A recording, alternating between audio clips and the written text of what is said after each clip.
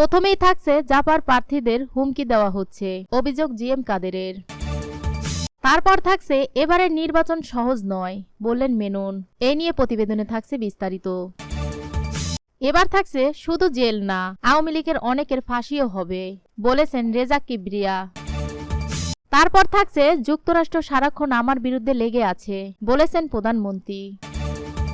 সর্বশেষ থাকছে অস্ত্র বিক্রি করতে এসে ধরা ছাত্রলীগের সাবেক নেতা। শুনলেন শিরোনাম, এবার বিস্তারিত। পুরো খবরটি দেখতে সাথেই থাকুন। শুধু জেল না, আওয়ামী লীগের অনেকের ফাঁসিও হবে। আগামী 7 জানুয়ারি হলো আওয়ামী লীগের মরণ ঘণ্টা। 2024 সালে দেশের অগ্রগতির সূচনা হবে। আওয়ামী লীগের সবাই কাঁদবে, গ্রামে গ্রামে তাদের জনগণ পুকুরে চুবাবে। তখন তারা বলবে, মাননীয় নেত্রী শেখ হাসিনা শীতকালে কেন এই ইলেকশন করতে গেলেন? তবে আমরা জনগণকে বলবো, আপনারা বিষাক্ত মানুষদের চুবিয়ে পুকুরের পানি নষ্ট করবেন না। আইনের শাসন ফেরত এলে তাদের বিচার হবে। শুধু জেল না, অনেকের ফাঁসিও হবে।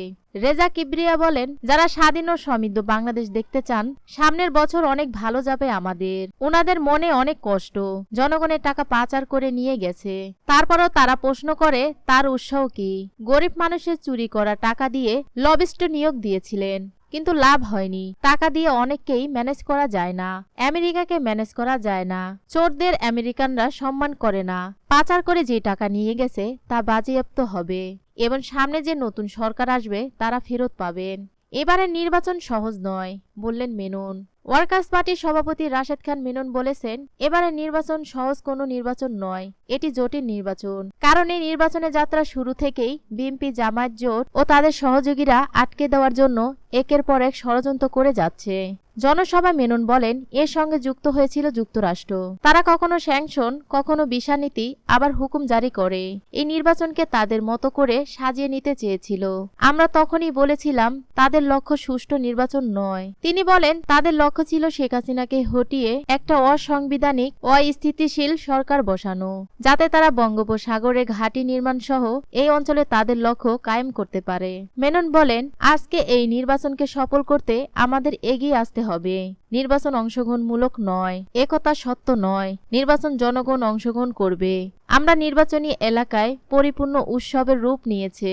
জাপার প্রার্থীকে হুমকি দেওয়া হচ্ছে, অভিযোগ জিএম কাদেরের। দেশের বিভিন্ন স্থানে জাতীয় পার্টির প্রার্থীর হুমকি দেওয়া হচ্ছে বলে দাবি করেছেন দলীয় চেয়ারম্যান ও দ্বাদশ জাতীয় সংসদ নির্বাচনে রংপুর 3 আসনের প্রার্থী গোলাম মোহাম্মদ জিএম কাদের। জাপা চেয়ারম্যান বলেন, সিলেটে জাপা নির্বাচনী ক্যাম্প ভাঙচুর করে লোকেদের বের করে দেওয়া হয়েছে। সেখানে আওয়ামী লীগ ছাড়া কেউ থাকতে পারবে না, নির্বাচন করতে পারবে না বলে হুঁশিয়ারি দেওয়া হয়েছে। এ ধরনের ঘটনা সারা দেশে ঘটছে। রংপুর 3 আসনের প্রার্থী জিএম কাদের বলেন, রংপুর ভালো আছে, নির্বাচন সুষ্ঠু হবে বলে আশা করি। যুক্তরাষ্ট্র সারাক্ষণ আমার বিরুদ্ধে লেগে আছে।